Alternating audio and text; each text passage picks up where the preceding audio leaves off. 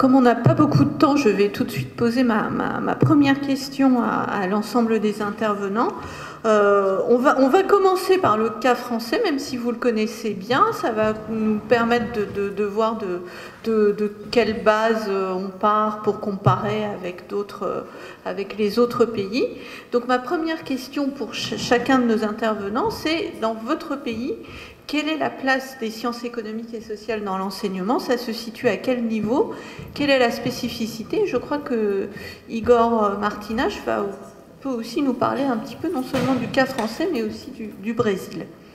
Alors Igor. Alors oui, aujourd'hui en France, donc je pense que pour la plupart vous connaissez le paysage, même s'il a encore une durée limitée d'existence. Donc il y a en fait deux enseignements d'économie au lycée. Il y a un enseignement d'économie-gestion dans la filière technologique, mais aussi en seconde, et un enseignement de sciences économiques et sociales dans la voie générale, donc de la seconde à la terminale, et qui possède pour l'instant sa propre série au lycée.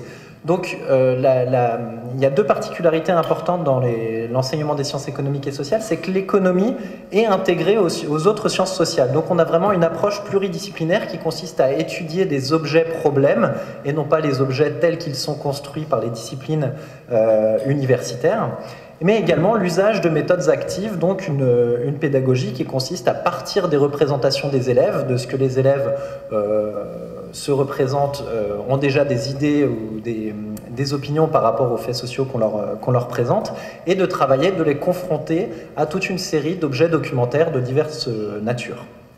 Donc depuis la dernière réforme du lycée en date, donc à partir de 2010, en seconde, l'enseignement de SES a en fait un statut d'enseignement exploratoire, donc avec un horaire qui a été réduit de 2h30 à 1h30 par semaine, et un statut du point de vue de l'évaluation qui est assez complexe, puisque l'évaluation officiellement n'est pas obligatoire, donc ce qui crée un certain nombre de difficultés, même si aujourd'hui, parmi les enseignements d'exploration, les sciences économiques et sociales sont choisis par 80% à peu près des élèves de seconde, sachant qu'ils sont obligés justement de choisir soit sciences économiques et sociales, soit principes fondamentaux d'économie et de la gestion.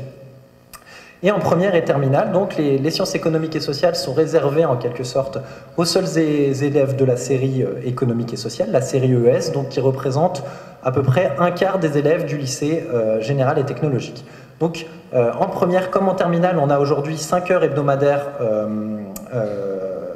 par semaine, enfin 5 heures hebdomadaires, pardon, plus 1h30 éventuellement pour les élèves qui choisissent une des spécialités qui sont possibles en terminale, donc soit donc mathématiques, mais à côté des mathématiques, on a deux spécialités qui correspondent au SES, qui sont sciences sociales et politiques d'un côté et économie approfondie de l'autre.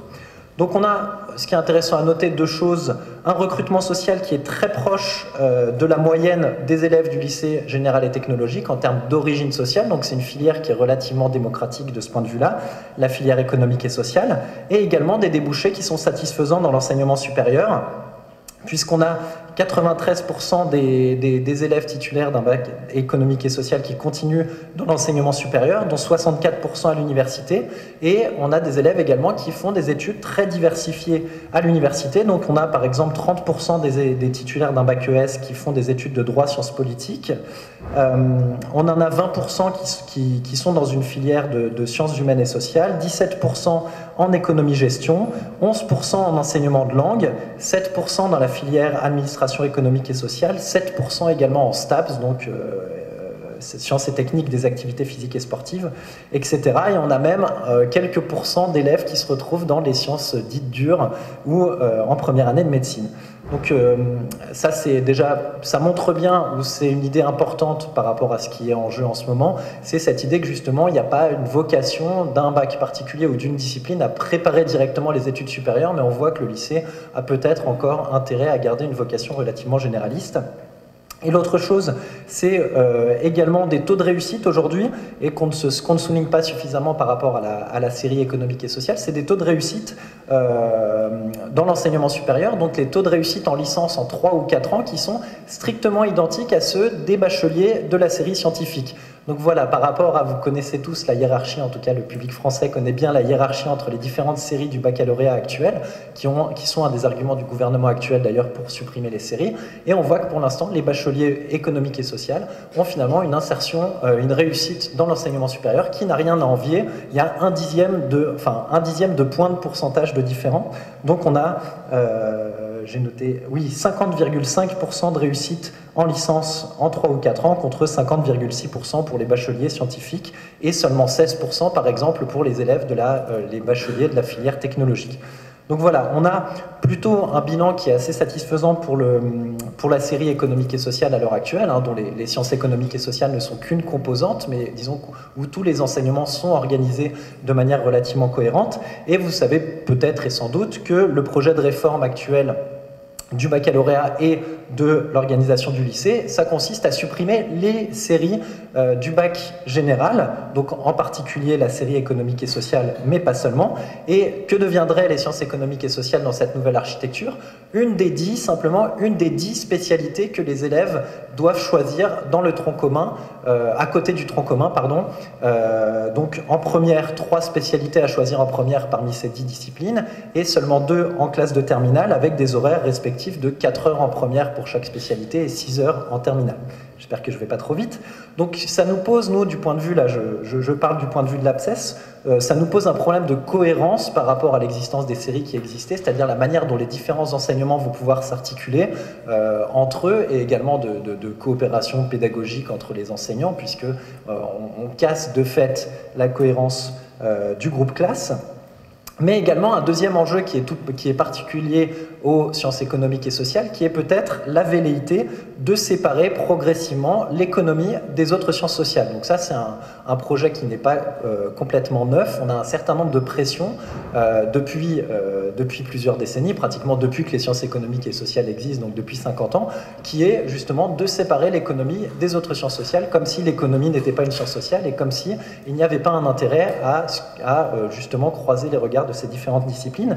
Et on en veut pour preuve une des spécialités, un des projets de spécialité actuellement à l'étude et qui devrait être créé, c'est une nouvelle discipline scolaire qui s'intitulerait Histoire-géographie, géopolitique et sciences politiques. Donc là, on peut se demander s'il n'y a pas malgré tout, déjà actuellement, ça crée un certain nombre de divisions, notamment entre les enseignants d'histoire-géographie et les enseignants de sciences économiques et sociales, quant à savoir qui va assurer quelle partie de cette nouvelle discipline. Mais également, est-ce qu'on n'est pas déjà dans une première étape de l'exfiltration de la science politique avant peut-être la sociologie des sciences économiques et sociales? Donc je mets point d'interrogation parce qu'on n'a pour l'instant pas de plus d'informations et que les programmes ne sont pas du tout en chantier pour le moment, mais voilà, c'est les deux évolutions qui nous posent quand même un certain nombre de problèmes, de même que actuellement la question de la place des sciences économiques et sociales en seconde. Est-ce que les sciences économiques et sociales vont être intégrées dans le tronc commun ou pas, et avec quel horaire? Est-ce qu'on va rester à un horaire un petit peu bâtard comme actuellement d'1h30 par semaine qui ne permet pas réellement de construire quelque chose avec les élèves, ou pouvoir leur voir consacrer un horaire de 2 voire 3 heures comme on le revendique actuellement? Voilà, ça fait partie des interrogations qui se posent. Alors, merci Igor. Andrea, donc vous êtes professeur de didactique des sciences sociales à l'université de Münster. Est-ce que, juste avant de décrire le poids des sciences économiques et sociales dans les enseignements en Allemagne, est-ce que vous avez envie de réagir à ce que vient de raconter Igor? Est-ce que vous avez le sentiment qu'en France, aujourd'hui, le poids des sciences économiques et sociales est important? Je laisse répondre. Oui, bonjour, merci de m'inviter. Oui, on est en contact. Je ne suis pas seulement un professeur en sciences économiques et sociales à Münster, mais je suis aussi un peu une activiste dans le domaine de l'éducation civique et aussi dans les domaines des sciences économiques et sociales. Et je crois que l'idée de créer comme ça un podium européen, c'était aussi à cause des tendances qu'on voit dans tous les pays européens de faire des sciences économiques et sociales et de l'éducation civique un enseignement économique et un enseignement de gestion et des choses qui n'ont pas beaucoup à voir avec l'éducation civique. Et je vois cette tendance maintenant se profiler en France avec peut-être aussi la réforme du lycée, mais je dois dire que je ne comprends pas vraiment encore ce qui se passe là, parce que c'est très difficile à l'extérieur de dire des choses sur ça, mais on a les mêmes tendances. Chez nous, c'est un peu le débat sur avoir une matière économie à côté des matières sciences sociales et de l'éducation civique. C'est un débat qui rentre un peu dans le même schéma, mais c'est un peu pas la même chose. Alors, concrètement, comment ça s'organise en Allemagne? En Allemagne, vous savez que c'est toujours un peu difficile de répondre à cette question parce que nous sommes un pays fédéral avec très peu de régulation au niveau fédéral. Ça veut dire que c'est la compétence des 16 Länder et j'ai écrit un article sur ça que j'ai mis aussi sur le PowerPoint. Là, vous avez une petite impression et aussi une statistique parce que en 2012, on a fait le calcul des curriculums, des programmes SES en Allemagne et on a compté seulement au secondaire 118 programmes. Donc je ne peux pas vous raconter les 118 programmes, c'est très difficile et il n'y a même pas des chercheurs qui ont totalement travaillé sur ça. On peut dire que sur le niveau fédéral, on a une conférence des ministres de la culture des Länder et on a très peu de régulation. On dit, je vous cite, on dit que l'économie est enseignée dans l'enseignement du monde du travail. Et que les questions économiques, c'est ça, c'est le niveau Berlin qui dit ça. Les questions économiques peuvent aussi bien faire partie des programmes dans les différentes disciplines. Et là, on a histoire, géographie, SES, mais aussi les études régionales. Et pour le bac, on a une régulation fédérale aussi qui dit qu'il y a toujours 4 thèmes. Les systèmes économiques et les systèmes économiques traditionnellement, ça a toujours été l'économie sociale du marché en contraste avec la planification. Et on a des trucs très traditionnels dans ce domaine-là parce que l'éducation économique allemande, ça a été créé dans les années 60 et on avait eu un très grand besoin de légitimiser le capitalisme ouest-allemand en contraste avec la RDA. Donc on fait toujours les systèmes économiques et on compare les systèmes marxistes avec les systèmes capitalistes. Et puis on a les problèmes économiques et en quatrième, la globalisation. Si vous voulez, si vous avez besoin de plus d'informations sur les différents Länder, je suis prête à les donner, mais en ce moment je crois que c'est peut-être suffisant pour... non, juste une question. Est-ce que, donc, peut-être juste des exemples, quand est-ce qu'il y a des Länder où, comme en France, dès la seconde ou l'équivalent de la seconde, les sciences économiques et sociales sont présentes? Est-ce que... Oui, en effet, ça existe. On a des différents formats. On a un format qui est économie technique, sciences sociales, sciences politiques. C'est en Hesse, en Basse-Saxe, en Rhénanie-Westphalie. Puis on a les sciences de la société et de l'économie. C'est une matière obligatoire au lycée depuis 2008 à Hambourg. On a tout genre de combinaisons, je veux dire. C'est vraiment, ça peut rentrer dans l'histoire, géographie, ça peut rentrer dans l'éducation civique. Donc, il n'y a même pas une structure qui est dominante, je veux dire.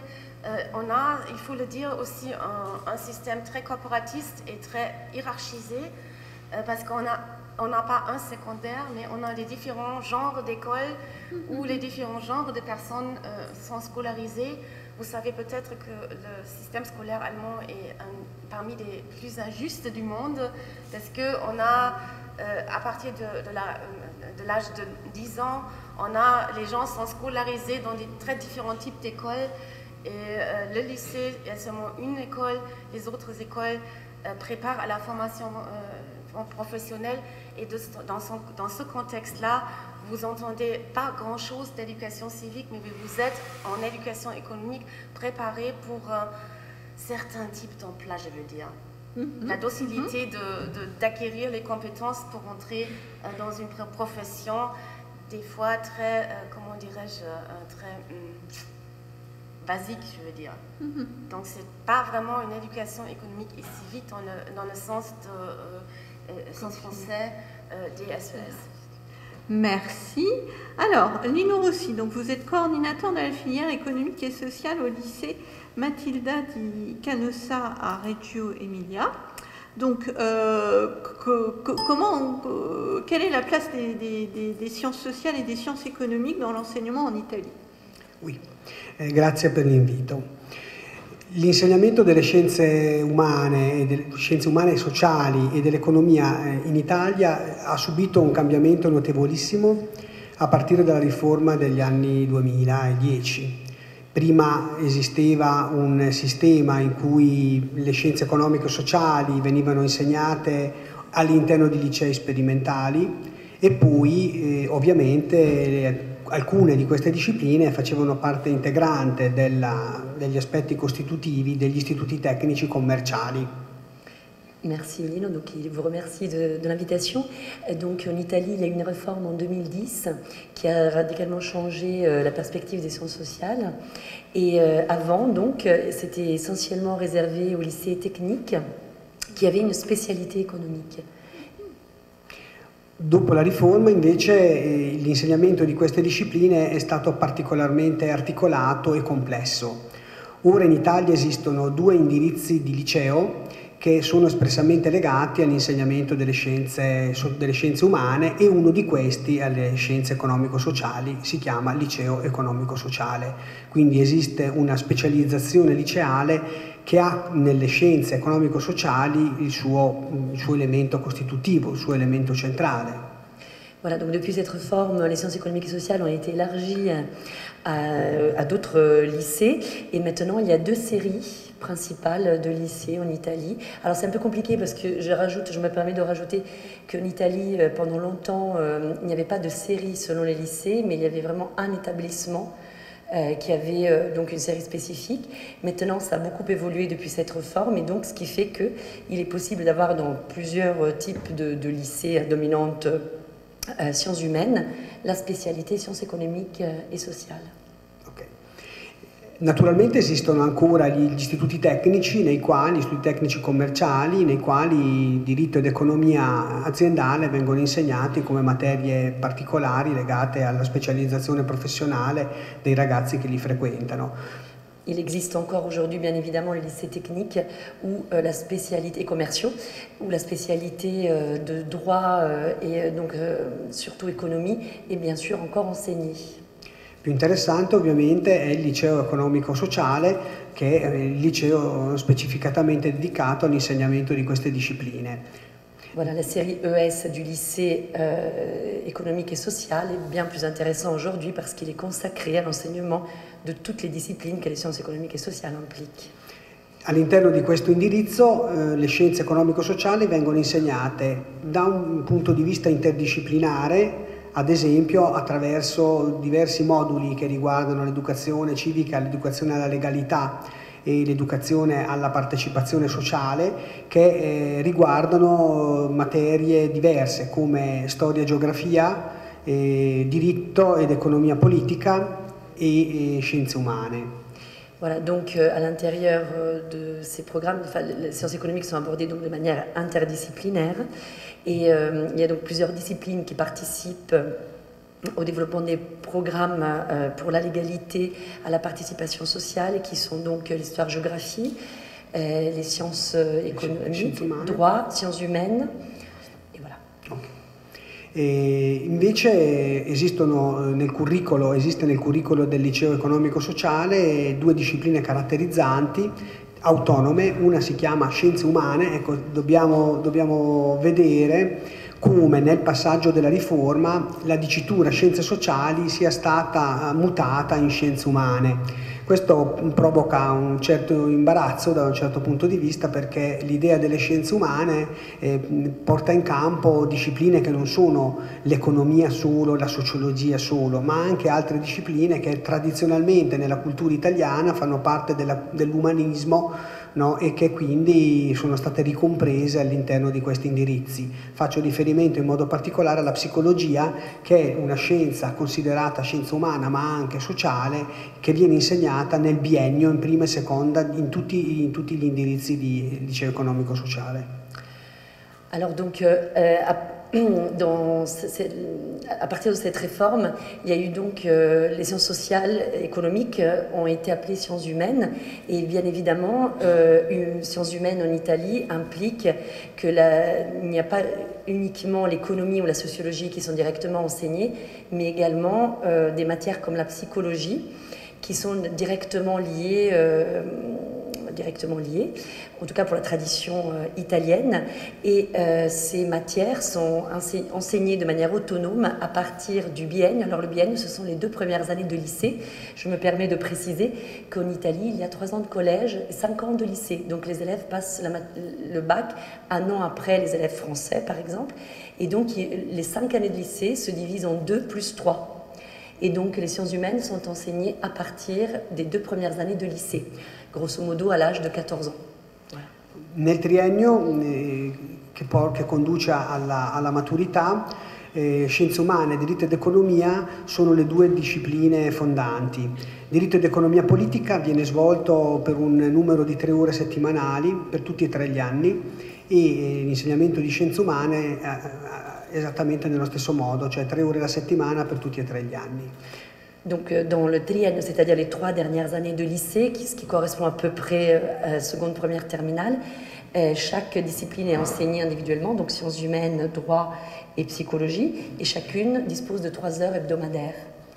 L'insegnamento di diritto ed economia politica è un insegnamento che storicamente appartiene dal punto di vista culturale ai docenti che hanno una formazione giuridica, però recentemente gli insegnanti che arrivano a compiere la loro professione all'interno del liceo delle scienze sociali sono spesso provenienti da curricoli formativi di tipo economico. E quindi hanno modificato parzialmente anche l'intenzione dell'insegnamento che viene svolto nelle loro discipline, avendo più cura di osservare i rapporti con le scienze sociali piuttosto che gli insegnanti di diritto di vecchia formazione, che avevano invece degli interessi un pochino più autonomi, più legati, diciamo, alla materia giuridica e meno aperti invece ad un confronto interdisciplinare sulla materia umana, che invece è più favorito da una formazione di carattere economico-sociale et di tipo sociologico.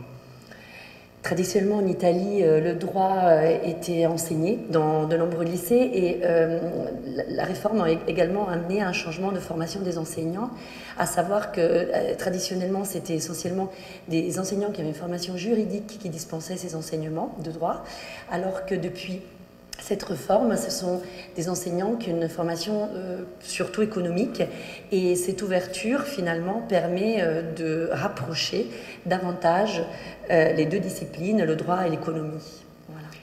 Per quanto riguarda invece l'insegnamento delle scienze umane, nel triennio finale del liceo economico-sociale si cambia la disciplina. Le discipline che caratterizzano questo triennio sono la sociologia, che è la disciplina fondamentale, la più importante, alla quale si affianca l'antropologia nel secondo biennio, e invece la sociologia economica nell'ultimo anno. Quindi, j'articule juste. Donc, à l'intérieur de ce qu'on appelle depuis tout à l'heure sciences humaines, la sociologie a une part très importante dans le cursus depuis donc la seconde. Si je parle en équivalent français, ça va être plus facile. À partir de la première, on a introduit en plus de la sociologie l'antropologie, et à partir de la terminale, la sociologie économique. I docenti che insegnano questa disciplina hanno formazioni diverse. Principalmente sono docenti che hanno una base iniziale di interesse filosofico, quindi la sociologia e le altre discipline umane hanno un'impronta iniziale con un interesse di tipo filosofico. Poi ovviamente l'interesse diventa più declinato nell'ambito delle scienze umane, arrivando anche appunto a delle competenze tecniche. Teniamo conto che nell'ambito della sociologia un ruolo importante ha il laboratorio di metodologia della ricerca empirica, no? Quindi i docenti di sociologia sono anche impegnati ad affiancare gli studenti in progetti di ricerca, e per l'esame di maturità è spesso auspicato che gli studenti arrivino con preparata una ricerca svolta sul terreno, e quindi una parte dell'esame sia anche dedicata alla discussione di queste ricerche svolte dagli studenti. La base commune de tous ces enseignants est donc la philosophie. Ils partent tous D'ailleurs, en Italie, la philosophie n'est jamais étudiée toute seule. Elle est toujours accompagnée d'une autre discipline, de manière quasi systématique. Par contre, les enseignants qui dispensent l'enseignement de sociologie ont une spécialisation technique supplémentaire qui consiste, qui est donc la spécialité dans l'étude de terrain et la recherche de terrain, parce que les élèves qui présentent le baccalauréat dans ce lycée spécifique économique doivent élaborer des recherches et des études de terrain très ciblées. Et donc, il faut des formations spécifiques. Alors, j'ai une question à ce stade-là, parce que ce que je comprends de l'exposé de Lino, c'est que quand même, ça nous donne de l'espoir. En Italie, les sciences sociales et économiques sont plutôt, leur enseignement est plutôt en progression et va vers le pluralisme. Quel est le moteur de cette progression? E merci a Giulia per la traduzione. La cosa è abbastanza curiosa, perché l'unico liceo nuovo che è uscito dalla riforma del 2010 è proprio il liceo economico-sociale. Gli altri erano già presenti sul terreno e quindi questo rappresenta una grande novità. Il Ministero ha dato un grande impulso, tant'è vero che esiste all'interno del Ministero dell'Istruzione una vera e propria equipe, una cabina di regia che si occupa del liceo delle scienze economico-sociali. L'idea ministeriale era che, questa è la curiosità, e mi è bello che per me oggi dirla qui in questo gruppo a Parigi, è che l'impressione è stata ricavata dalla cultura francese, cioè secondo il Ministero il liceo economico-sociale si doveva avvicinare a quello che era l'insegnamento che in Francia si proponeva per queste discipline, che nel nostro paese era del tutto inedito e che era necessario riformare per far sì che anche nel nostro paese si potessero insegnare queste discipline, diciamo, al riparo di interessi troppo letterario-filosofici, oppure al riparo da derive di carattere tecnico-professionale, e meritasse invece questo indirizzo uno studio liceale che preparasse all'università. Oui, donc voilà, il est très content, Lino, de pouvoir vous dire que finalement, en résumant un peu rapidement, cette curiosité, cette nouveauté, donc la nouveauté de la réforme 2010, en réalité, a consisté précisément dans la création de ce lycée spécifique socio-économique, puisque les autres lycées sont à peu près restés dans leur format, grosso modo, dans leur format préexistant. Et cette impulsion donc, est venue du ministère et surtout donc, de la France. C'est une influence française et, qui a inspiré l'Italie et qui a consisté essentiellement à ouvrir ces disciplines qui étaient le droit, la philo, extrêmement traditionnelle et très importante en Italie, vers une autre dimension, une nouvelle dimension, plutôt à l'échelle européenne, et inscrire ainsi le système italien au niveau européen. D'accord. Alors, je vais peut-être demander à Julien de réagir, puisque c'est aussi un activiste pour la pluralité des sciences économiques et sociales. Et puis ensuite, je passerai à la deuxième question. Alors si on en reste encore un peu à l'idée d'état des lieux, l'association PEPS Économie se part beaucoup des constats de la philosophie des SES, et part du principe que cette pédagogie appliquée en prépa, il n'y a aucune raison qu'elle ne pénètre pas l'enseignement à l'université. Et comme le disait M. Martinach, notre constat principal, c'est que l'enseignement de l'économie ne met pas du tout au centre des objets, c'est-à-dire le chômage, l'inflation, la monnaie, des questions économiques qui parlent du monde réel, mais s'intéresse plutôt à l'étude des théories qui portent sur les objets et à la maîtrise de ces théories, qui sont bien sûr maîtriser ces théories-là, c'est indispensable pour faire un travail d'économiste, mais les étudiants perdent très vite du coup, dès la première année, ils sont souvent déçus, perdent très vite le fil de ce qu'on leur apprend et ne comprennent pas trop de quoi il s'agit, à part maîtriser des modèles et puis avoir ensuite de bonnes notes pour espérer en master d'économie ou en éventuel doctorat finir par répondre les questions qu'on se posait depuis le lycée. Et c'est particulièrement prononcé chez les étudiants qui viennent de ES, Moi, je viens de S, et c'est vrai que quand je n'avais pas eu d'enseignement de SES, et j'ai été très surpris de l'enseignement de l'économie, alors ça se passait bien, c'était pas un problème. J'avais l'habitude des maths, mais je ne comprenais pas trop l'objet de ce truc, honnêtement. C'était pas inintéressant.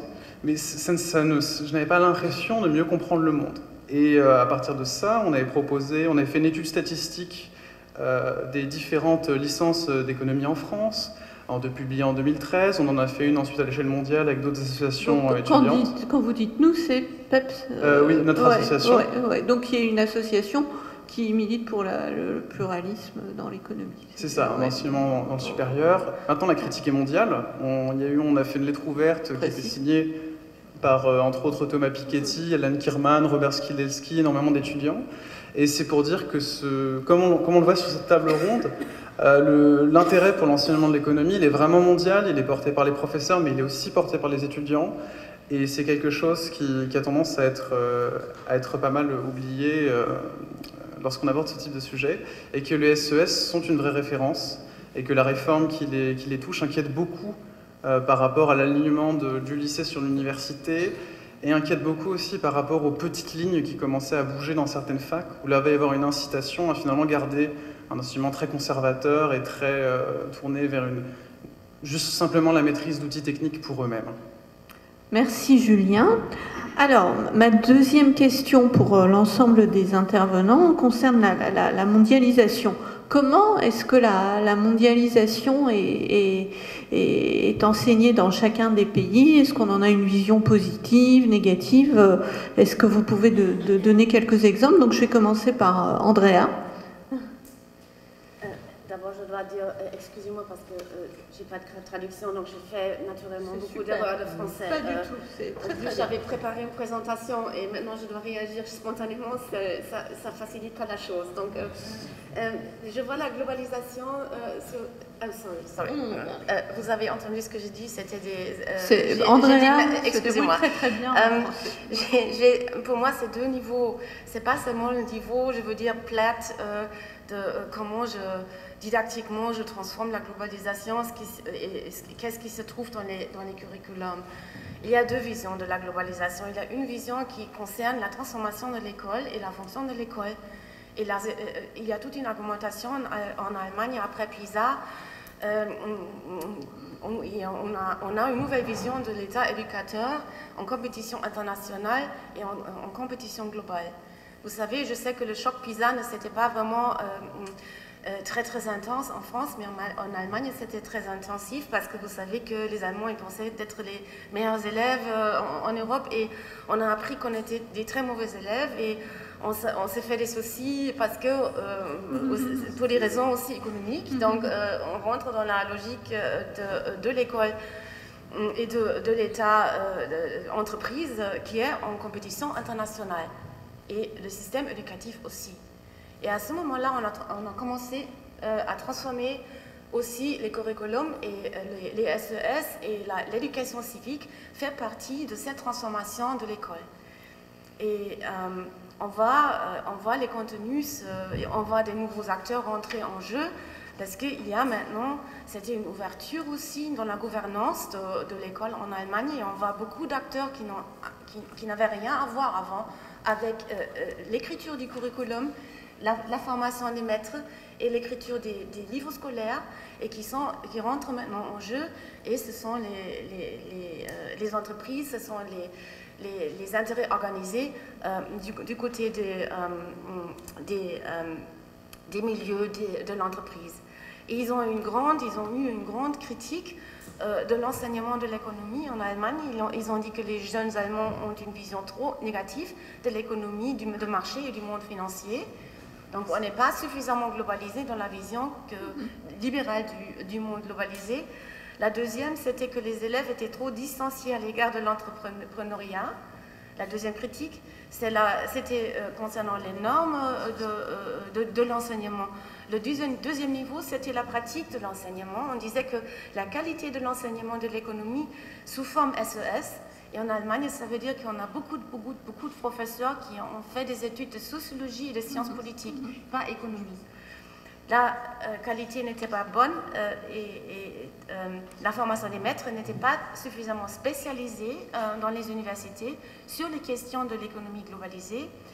Et sur le troisième niveau, concernant les savoirs, on a dit que la manière de penser économiquement n'était pas acquise, que les savoirs financiers étaient insuffisants parce qu'il y a tous ces problèmes économiques des jeunes, l'endettement, etc. et que les jeunes ne sont pas préparés à cette économie globalisée, libéralisée par les leçons SES. C'était les trois niveaux de critique qui rentrent dans le monde après PISA et qui était aussi une phase en Allemagne où on a transformé l'ordre socio-économique par les lois Hartz. Vous avez entendu parler de ça parce que je crois que vous avez maintenant la même programmation pour le politique ici, non? donc, il faut le dire parce que ça fait partie de notre chemin dans la globalisation. Il faut, à mon avis, avoir une vision plus globale. Ce n'est pas les curriculums globalisés, mais c'est une tendance à l'école de transformer l'éducation.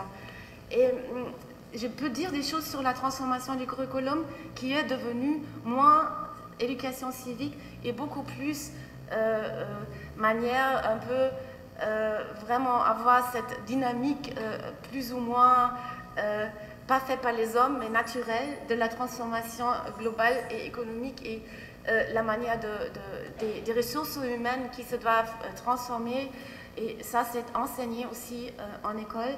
Et les formats didactiques qu'on voit dans ce contexte, ce sont des formats qui sont des études de cas, par exemple, pour les transpositions des... On dit comment en français? Le cas verbal, ou comment tu dis, le déplacement des entreprises. La délocalisation.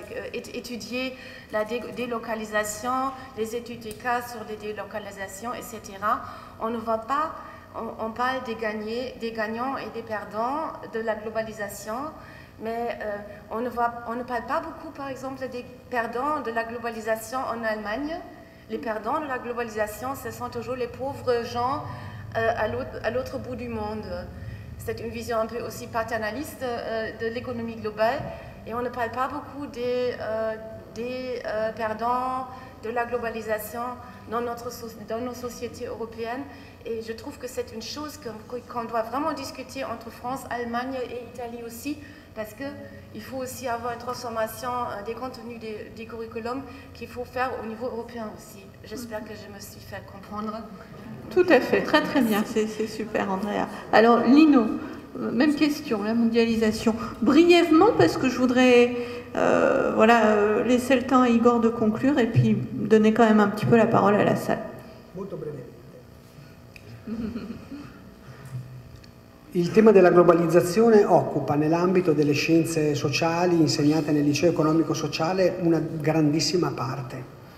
L'ultimo anno che prepara l'esame di maturità è praticamente tutto impostato sul tema della globalizzazione, della mondializzazione e dei suoi effetti all'interno di alcune questioni legate alla vita sociale, al contesto sociale. Quindi il rapporto fra economia e società nell'ambito della globalizzazione, i processi di deverticalizzazione, esternalizzazione, eccetera, sono uno degli elementi centrali con cui si introduce il tema.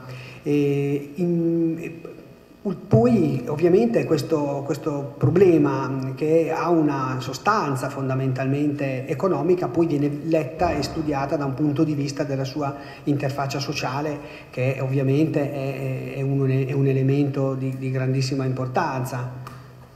Oui, donc la globalisation occupe une place très très grande au sein des programmes, en particulier de l'enseignement des sciences humaines et de la sociologie en dernière année.